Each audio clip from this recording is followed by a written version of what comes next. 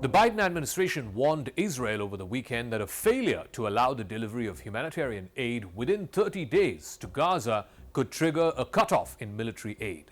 This is the sharpest warning from Washington to its closest ally.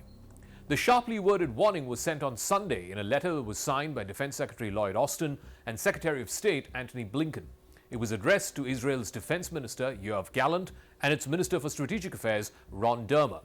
Interestingly, this letter was not signed by President Biden and directed to Israeli Prime Minister Benjamin Netanyahu. They are the two principals in this ongoing war saga.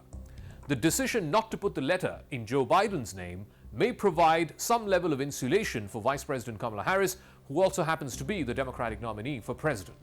She's been forced to walk a fine line, declining to issue any threats to Israel.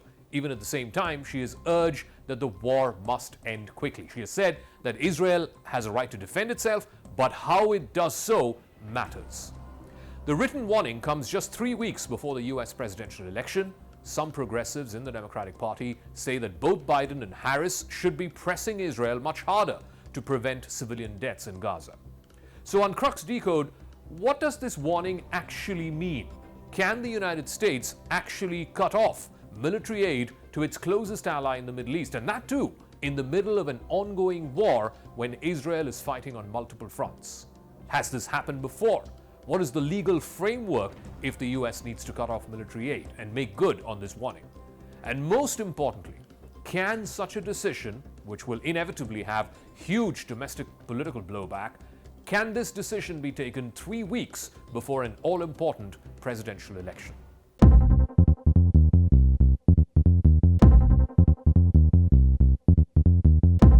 The letter was publicly leaked on Tuesday this week, a day after Kamala Harris said in a social media post that Israel must do more to allow aid into Gaza. Harris, incidentally, on that same day campaigned in Michigan, which is a crucial battleground state with a large population of Arab American voters. By some estimates, there are as many as 300,000 Arab Americans, many of whom are furious at how the Biden-Harris administration has handled Israel's offensive in Gaza. She, in fact, has campaigned in Michigan 3 times this week, showing just how nervous her campaign is about this key battleground state.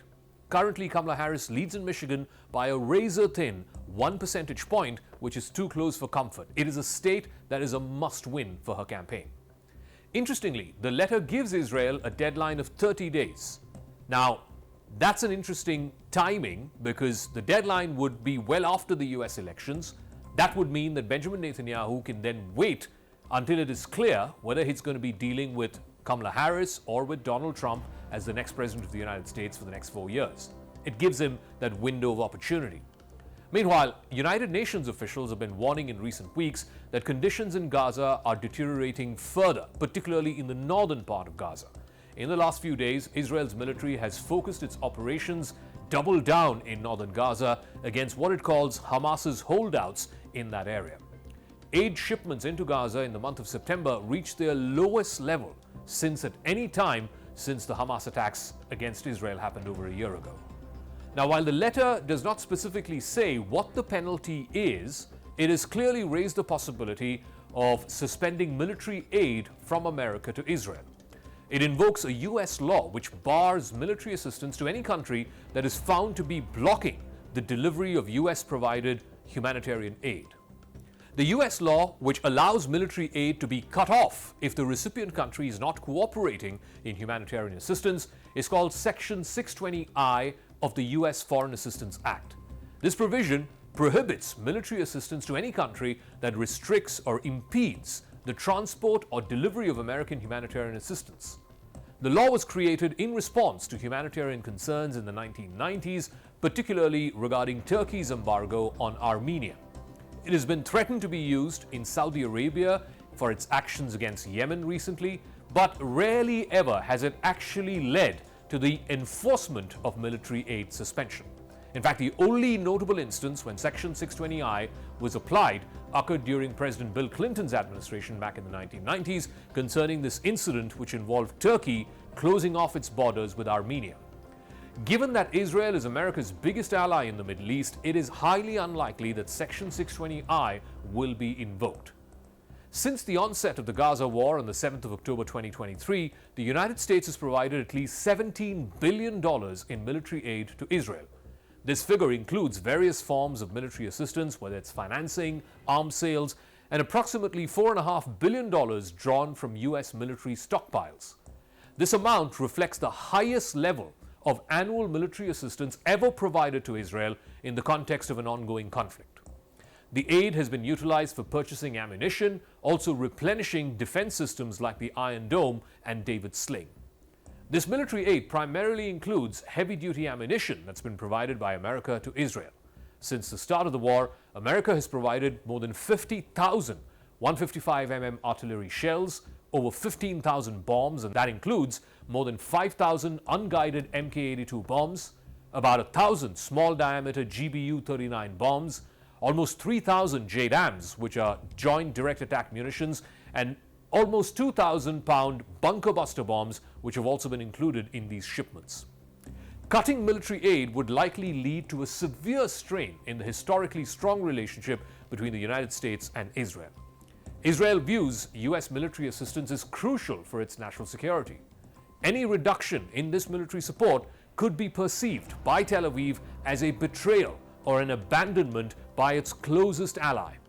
Military aid from the US is also vital for Israel's defense infrastructure, which includes missile defense systems like the Iron Dome. A reduction in military aid could weaken Israel's military capabilities. It could make it much more vulnerable to threats from regional adversaries.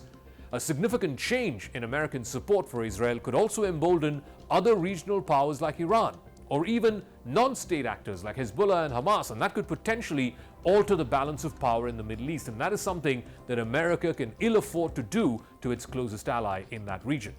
Whether it is Iran or Iran-backed proxies like Hezbollah and Hamas, they could also perceive this as an opportunity to get more aggressive with Israel, for retribution for what they see as sins committed by Israel, not least in the last year since the war in Gaza began. Within the United States too, cutting off military aid could lead to a severe political backlash. Pro-Israel advocacy groups, the all-powerful Jewish lobby, and some Jewish lawmakers too could oppose such a move, arguing that it undermines U.S. security interests in the region.